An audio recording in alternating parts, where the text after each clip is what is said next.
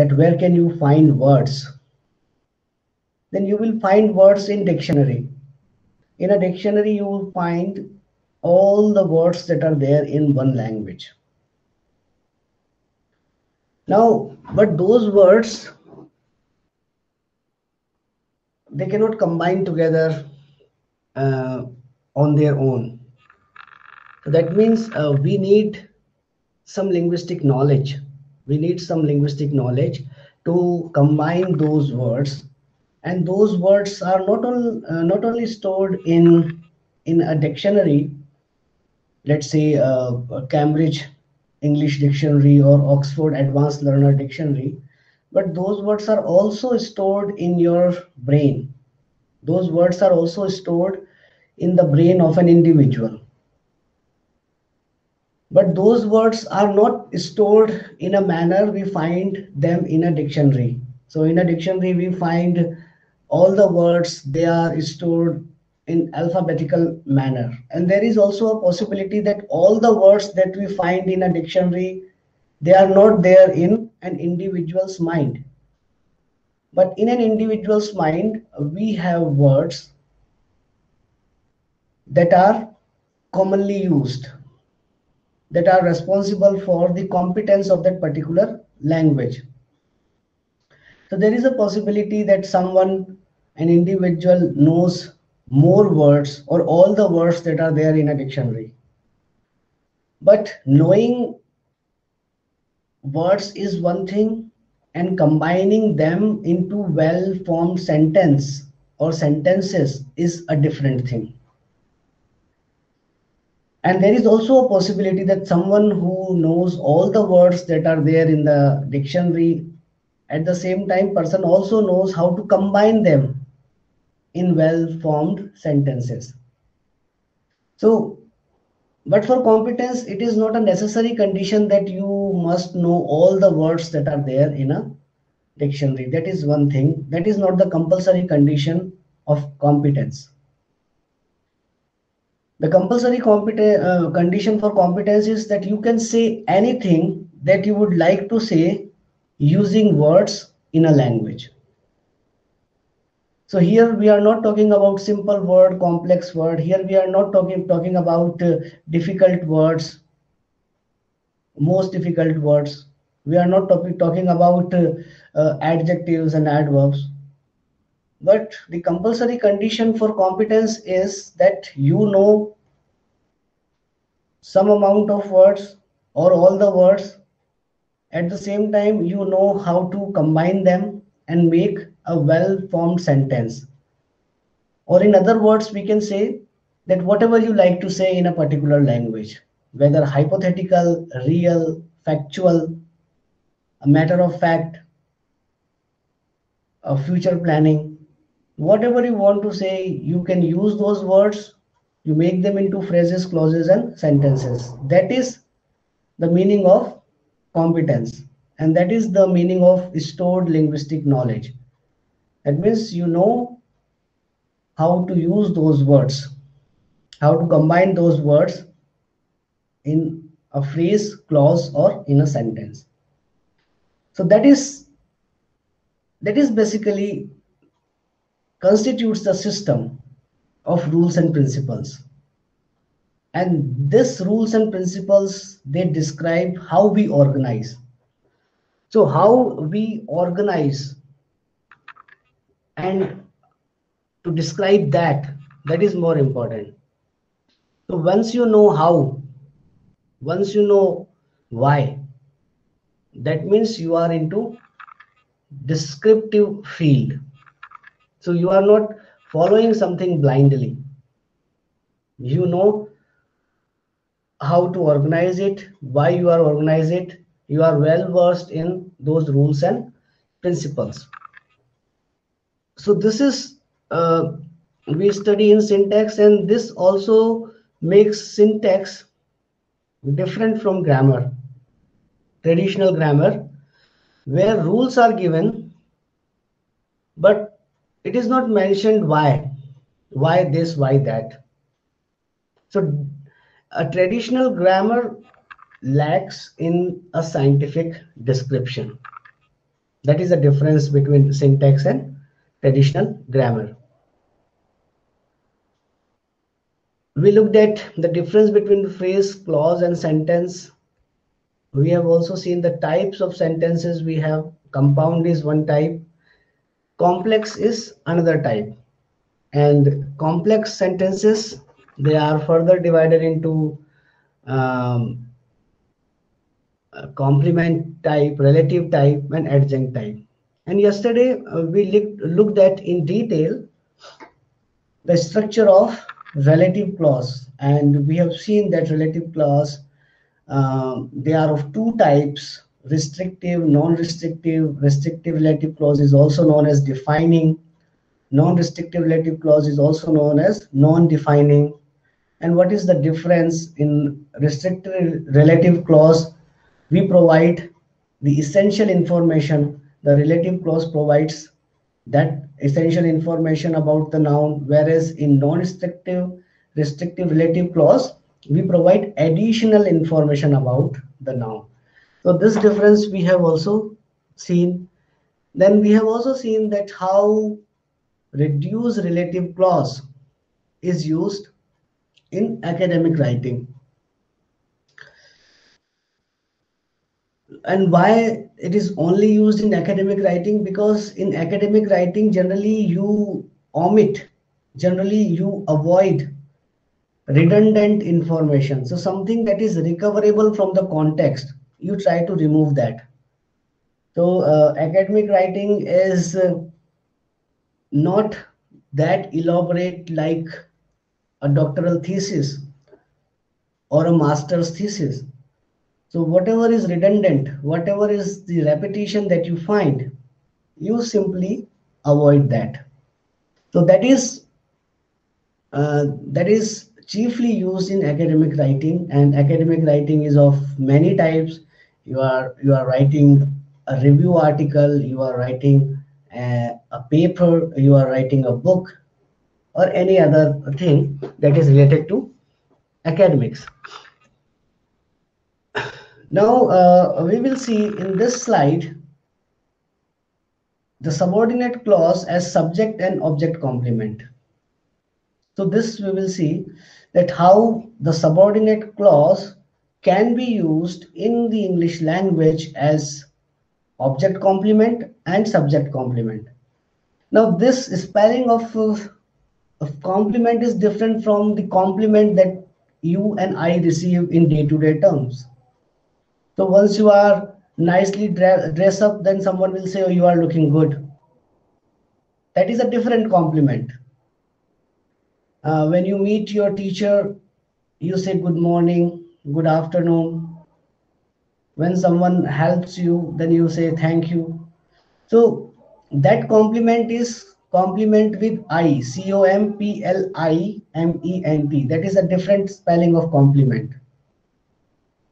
But here, when we use complement, that means information that is completing the sentence, that requirement. So here complement means something that is essential, that is the requirement if you want to make the meaning in a particular utterance or sentence, and if you want to complete that sentence or utterance.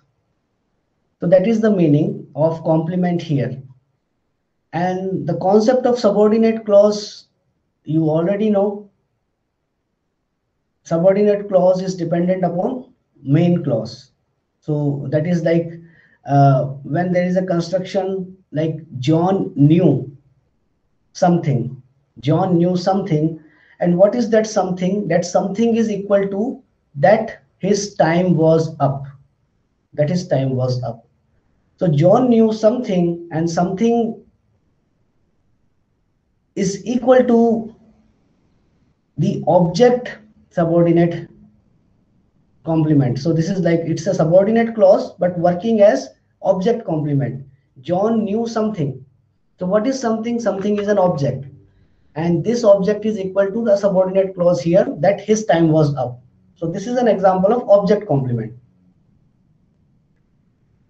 And if we know the word order of the English language, that is subject, verb and object. That is the basic word order of the English language.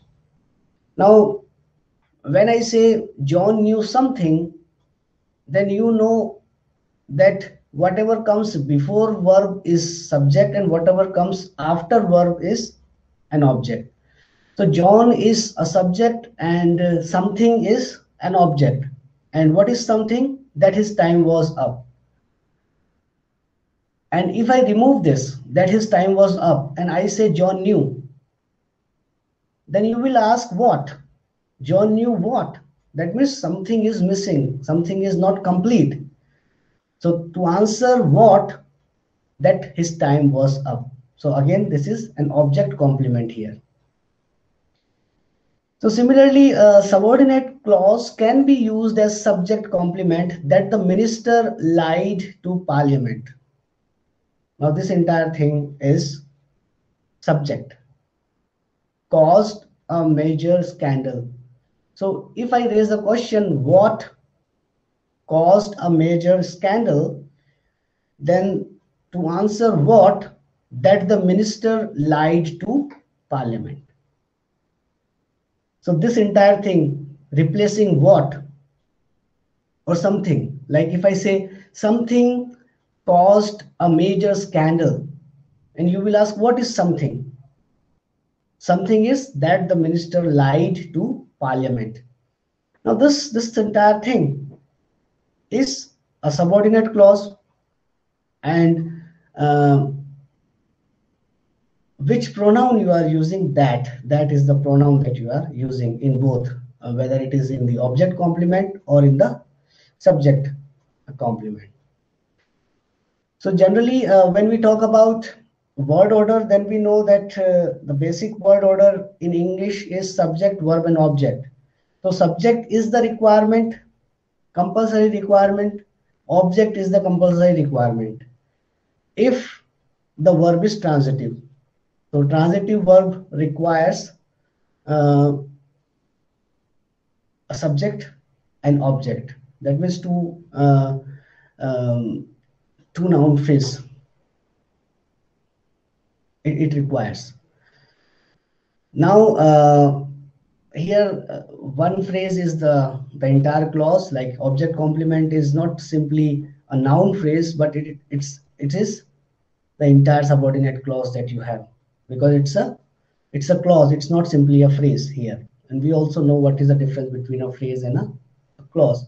So in a phrase, you do not require a subject or a verb, but only that element you require. For example, a good boy. A good boy, when I say a good boy, and if I raise a question in this phrase, a good boy, I'm talking about whom? You will say a boy. I'm talking about a boy. So head word will become boy. And what is a boy? Boy is a noun. So that means this entire phrase, a good boy, is an example of a noun phrase. And good is an adjective, and adjectives, they modify noun, they come before noun. So that is also a problem. That is also why good is coming here. And is a determiner, but indefinite article here. So we are not talking about one specific boy, but we are talking about any. So a good boy. And this entire thing will become an example of noun phrase. But when I ask you the question whether a good boy is a subject and object, you do not have that information here. The reason being, because a good boy can be used as a subject. A good boy is coming. A good boy is coming to the class. So again, who is the subject? A good boy is the subject here. But when I say the teacher praised the good boy, a good boy, then what is a good boy here? You know, a good boy is an object here. A teacher is the subject. So this is the thing that we have with the phrase. We do not have these conditions like subject, object, but they are simply phrase, noun phrase, adjective phrase, adverb phrase, verb phrase that we have.